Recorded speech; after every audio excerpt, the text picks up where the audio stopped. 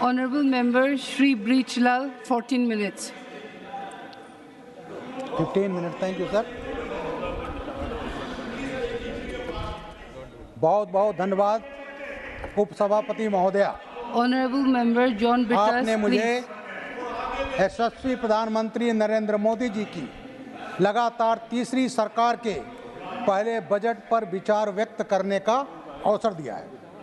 सभापति महोदय, 60 वर्ष बाद यह भारतीय गणतंत्र में तीसरा अवसर है जब मोदी जी ने लगातार तीसरी बार सरकार बनाई है। यह कोई साधारण बात नहीं है, बल्कि अभूतपूर्व है। कांग्रेस पार्टी के लोग 99 पाए हैं, अपने जीत की खुशी मना रहे हैं। मैं बताना चाहता हूं, कांग्रेस पार्टी को लगातार 3 संसदीय चुनाव में कुल 195 लोकसभा सीटें प्राप्त हुईं, जो 2024 में बीजेपी को प्राप्त 240 सीटों से भी 45 कम है। कांग्रेस पार्टी, समाजवादी पार्टी और इंडी गठबंधन के लोग पूरे देश में फर्जी नैरेटिव फैलाते रहे। सभापति महोदय, इन्होंने संविधान बदलने और आरक्षण छीनने का फर्जी नैरेटिव बनाया। मैं दलित हूँ, दलितों को गुमराह किया गया। और इसी तरह का एक फर्जी नैरेटिव सीएए का जब हुआ था शाहीन बाग में, तो फर्जी नैरेटिव पीएफआई ने रचा था। पीएफआई बनी थी national development fund of Kerala, Karnataka dignity forum, Tamil Manila Pasarai, एक टेररिस्ट ऑर्गेनाइजेशन। और उस ऑर्गेनाइजेशन में सीए में 75% नागरिकता दलितों को मिली थी। उपसभापति महोदय, जो पाकिस्तान, बांग्लादेश, अफगानिस्तान भाग के आए थे, और वहाँ पर दलितों को गुमराह करने के लिए बाबा साहब के फोटो, हाथ में संविधान और उनके तो और राष्ट्रीय झंडा। और कौन था संगठन? पीएफआई। मैं नरेंद्र मोदी जी को, अमित शाह जी को बधाई देता हूँ कि उस टेररिस्ट ऑर्गेनाइजेशन को बैन किया। और वही पीएफआई है, पटना में जब रेड किया एनआईए ने, तो वहाँ पर हम तो 2047 में भारत को पूर्ण विकसित बनाना चाहते हैं, और वहाँ 2047 तक भारत को गजवाए हिंद का रोड मैप मिला था महोदया, वो पीएफआई। तो ये जो फर्जी है, इन्होंने नैरेटिव रचा, तो ये नैरेटिव रचने के माहिर हैं। बहरहाल पूरा फर्जी शामिल हुआ है महोदय। ये बाबा साहब का अपमान है, दलितों का अपमान है, आदिवासियों का अपमान है, जो फर्जी नैरेटिव बनाया गया महोदय। पिछड़ों का तो है भी महोदया। इन्होंने एक फर्जी और बनाया, माननीय राष्ट्रीय अध्यक्ष, पूर्व राष्ट्रीय अध्यक्ष कांग्रेस पार्टी के, और कहा साल में 1 लाख और जुलाई से 8,500 खटाखट। वो खटाखट कहाँ चला गया? ये काठ की हांडी जो है एक ही बार चढ़ती है, दोबारा ये नैरेटिव नहीं चलने वाला। तो ये नैरेटिव गढ़ करके आपने महोदय, अब बताना चाहता हूं मैं भारतीय जनता पार्टी के कार्यकाल में क्या क्या हुए, सैलिएंट फीचर्स हैं, मैं बताना चाहता हूं। Number 1, manufacturing services, energy security को बड़ी प्राथमिकता। शिक्षा, स्किल डेवलपमेंट पर 4.1 लाख करोड़। 5 साल में 4.1 करोड़ युवाओं के लिए पैकेज। 5 साल में रोजगार पर 2 लाख करोड़ रुपए खर्च होंगे। कृषि सेक्टर का विकास वाली प्राथमिकता। 1 करोड़ किसानों के लिए ऑर्गेनिक फार्मिंग पर जोर। 10,000 बायो रिसर्च सेंटर। कृषि सेक्टर के लिए 1.52 लाख करोड़ का आवंटन। 5 राज्यों में किसान क्रेडिट कार्ड लॉन्च होगा। तिलहन दलहन पर आत्मनिर्भरता के लिए मिशन लॉन्च होगा। 20 लाख युवा पीएम योजना के तहत स्किल्ड होंगे। देश की टॉप 500 कंपनियों में 1 करोड़ युवाओं को इंटर्नशिप व्यवस्था। इंटर्नशिप के दौरान युवाओं को 5,000 रुपये महीने दिए जाएंगे। महोदय, पिछले 10 साल में जो मोदी जी का सुशासन रहा है, तो भारत देश की 5वीं सबसे बड़ी अर्थव्यवस्था बनी, और 27 तक हम तीसरी अर्थव्यवस्था बनने के लिए तैयार हैं।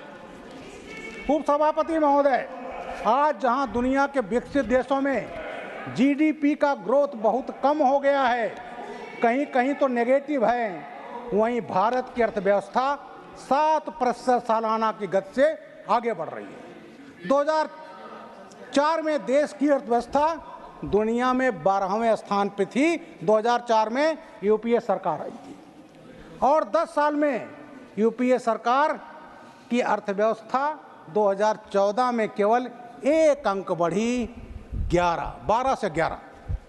सभापति महोदय, यूपीए सरकार की अर्थव्यवस्था कछुआ नहीं बल्कि घोंघे के चाल से आगे बढ़ रही थी, स्नेल की स्पीड से।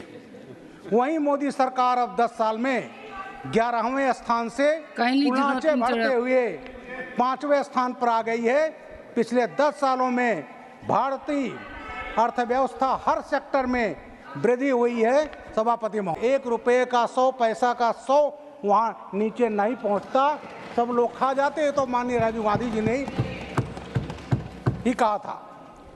सभापति महोदय, प्रश्न ये उठता है कि ये डेवलपमेंट कैसे हुआ। मोदी जी ने ध्यान दिया इंफ्रास्ट्रक्चर डेवलपमेंट। दूसरा सबसे बड़ी महत्वपूर्ण होती है कानून व्यवस्था। जब किसी देश की कानून व्यवस्था, प्रदेश की कानून व्यवस्था, सांप्रदायिक सद्भाव ये चाक चौबंद होती है और तब देश की अर्थव्यवस्था बढ़ती है। सुनिएगा, यूपीए सरकार में क्यों होता था? यूपीए सरकार में रोज आतंकवादी घटनाएं करते थे। महोदय, मैं बताना चाहूं, तथ्यों पर बोल रहा हूं, तथ्यों पर। 2000 यूपीए सरकार में हमारे पर्यटन स्थल पर बमबारी की जाती थी। पर्यटन स्थल में जयपुर ब्लास्ट 13/5/2008 को 80 मरे, 216 घायल।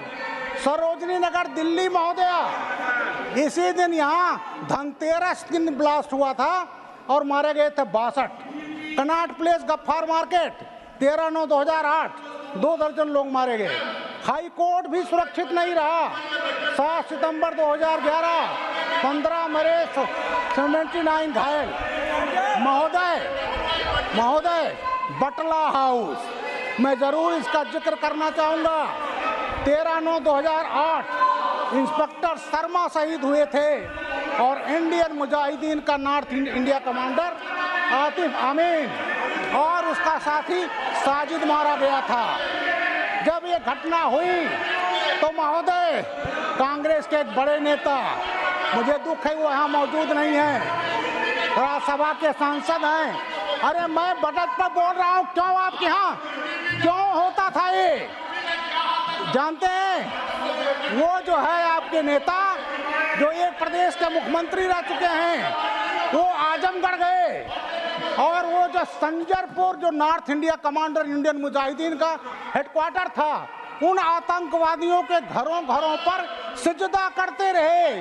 बटला हाउस झूठा है। शहजाद एक अपराधी था, मैंने दिया था पकड़कर, तब मैं एडीजी चीफ होता वहाँ का। उसको जब दिल्ली से आजम कारावास की सजा हो गई तो आपको बड़े नेता महोदय बोले कि नहीं, इसमें तब भी जुडिशियल इंक्वायरी होनी चाहिए। महोदय, एक नेता और आपके बहुत बड़े नेता रहे, 10 फरवरी 2012 को इलेक्शन में गए थे भाषण देने। उन्होंने कहा था बटला हाउस की तस्वीर देखकर उनकी नेता रोई थी। अब अगर एक इतने बड़े नेता जो विदेश मंत्री रहा हो और उसके मुंह से बात निकलेगी तो क्या मैसेज जाएगी? महोदय, मेरा कहने का मतलब यह है कि इस राज्य में जर्मन बेकरी ब्लास्ट, धार्मिक प्लेस में दशाश्वमेध घाट ब्लास्ट, संकट मोचन ब्लास्ट, शीतला घाट ब्लास्ट, यूपी कचहरी blast, Guwahati blast, Golghar Gorakhpur blast, बोध गया ब्लास्ट, लुम्बिनी पार्क गोगल चाट हैदराबाद ब्लास्ट, और महोदय टेररिस्ट ने टारगेट किया जो हमारी आर्थिक राजधानी थी, मुंबई सीरियल ब्लास्ट, 26/11 आतंकवादी हमला। महोदय ध्यान से सुनिएगा, इसमें हमारे 2 IPS अफसर और मेजर उन्नी कृष्णन मारे गए थे। और इसमें एक नेता आपके अजीज बर्नी से किताब लिखाई गई था, उसका नाम 26/11 आरएसएस की साजिश। कहा गया तो भगवा आतंकवाद है, कसाब को कहा गया वो निर्दोष है, पाकिस्तान निर्दोष है। तो महोदय, क्योंकि आपके यहाँ जब आतंकवादी घटनाएं होती थी, एडवाइजरी जारी होती थी विदेश से भारत मत जाइए, भारत असुरक्षित है, तो भारत का विकास नहीं होता महोदय, और इसीलिए यहाँ की अर्थव्यवस्था रसातल में पहुँच गई थी। अब अध्यक्ष महोदय, मैं चाहूँगा बात करना नक्सलवाद मैं बताना चाहूँगा, ये हमारे देश की सबसे बड़ी समस्या थी। पहले जब मोदी जी आए 2014 में तो 106 जिले प्रभावित थे महोदय। 2024 में घटकर उनकी संख्या 32 रह गई है। नेपाल से लेकर दक्षिण तक रेड कॉरिडोर उनकी करबला थी। पूरा पहाड़, चकरबंधा, ये तमाम ऐसे जगह थे जो नक्सलवादियों के अड्डे थे, ट्रेनिंग सेंटर थे। ऑक्टोपस ऑपरेशन चलाया सीआरपीएफ ने, और आज जो 3-3 दशक से कब्जा था वो छोड़कर भागने को मजबूर हो गए महोदय। बूढ़ा पहाड़ अभी 2023 में कब्जा किया गया है। ये क्यों पनपे?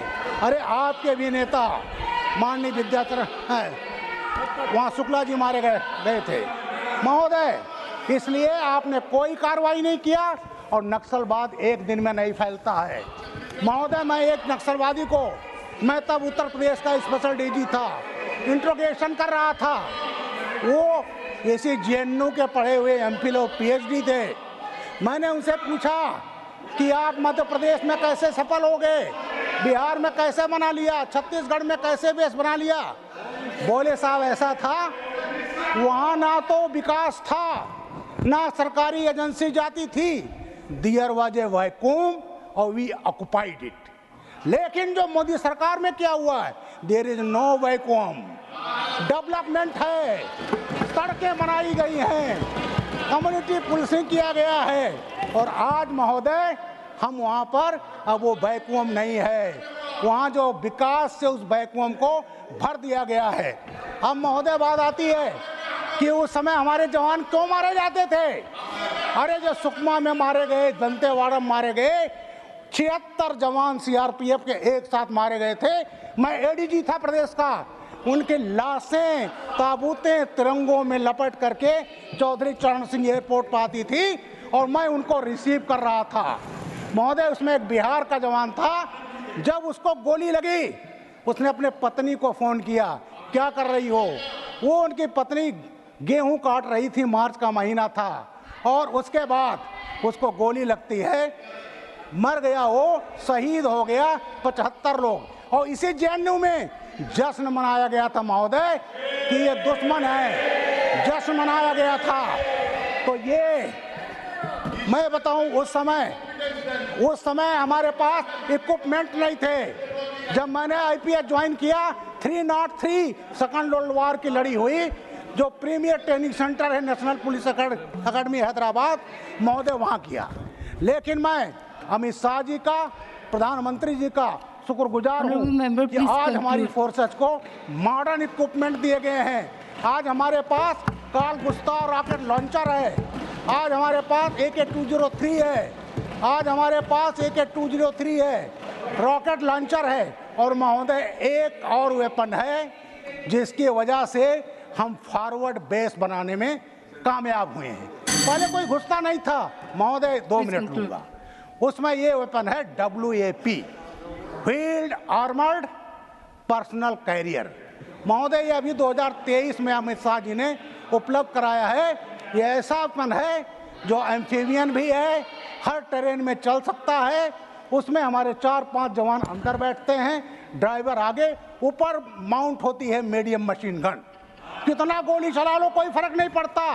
आज वो जब चलती है आगे तो नक्सलवादी देखकर भागते हैं, और उनका मैंने सुना उन्होंने इंटरसेप्ट, आज नक्सलवादी कह रहा कहीं भैंसा तो नहीं दिखाई पड़ रहा है, काला भैंसा आज उसकी वजह से हम फॉरवर्ड बेसेज में घुस करके वहाँ हमारे बेसेज बन गए, वहाँ हमारे जवान पहुंच गए। Please conclude. और महोदय मुश्किल से साल भर का है Please conclude. वो जो हमारा WFP है, जिसको नक्सलवादी भैंसा कहता है, वो जब चलता है तो दूर देखकर Honorable भागते member, please हैं। conclude. मात्र देख याद करिएगा 1 से 1.5 साल का समय है, पूरा नक्सलवादी देश से Next खत्म होगा। speaker. तो आपके समय Honorable आतंकवाद member, बढ़ता था, Mahua Maji, नक्सलवाद 5 होता minutes. था।